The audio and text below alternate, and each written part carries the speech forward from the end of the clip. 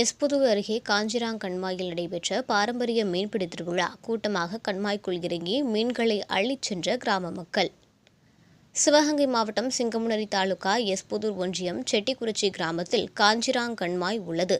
இந்த கண்மாயில் இருந்து சுமார் 100க்கும் மேற்பட்ட ஏக்கர் நெல் வயல்கள் பாசன வசதி பெற்று வந்தன. இந்த ஆண்டு எஸ்புதூர் சுற்றுவட்டார பகுதிகளில் வடகிழக்கு பருவமழை போதிய அளவு இல்லாததால் தண்ணீர் வேகமாக குறையத் தொடங்கியது. அதனைத் தொடர்ந்து காஞ்சிராங் கண்மாயில் வேகமாக தண்ணீர் வற்றியதால் ஊர் முக்கியஸ்தர்கள் ஒன்று கூடி மழைவரம் வேண்டியும் மீண்டும் விவசாயம் செழிக்கவும் இலவசமாக மீன்களை பிடித்து செல்ல சுற்றுவட்டார கிராம மக்களுக்கு வாகனங்களில் ஒலிபெருக்கி மூலம் அறிவிப்பு செய்தனர்.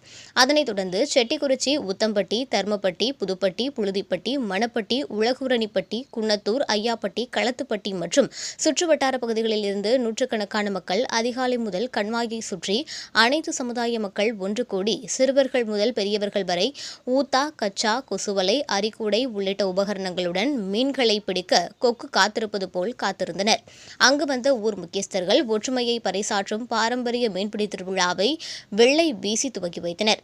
கிராமத்து மீன்பிடி திருவிழா என்பதால் வெள்ளை வீசியவுடன் கண்மாய்க்குள் இறங்கி தாங்கள் கொண்டு வந்த மீன்பிடி உபகரணங்களை கொண்டு மீன்களை சல்லடை போட்டு தேடியதில் ஜிலேபி, கெண்டை, ரோகு உள்ளிட்ட அதிக ருசியான நாட்டு வகை மீன்களை பிடித்தனர். ஒரு சிலருக்கு மீன்கள் கிடைத்ததால் மகிழ்ச்சியும், ஒரு சிலருக்கு மீன்கள் கிடைக்காததால் ஏமாற்றமும் அடைந்தனர்.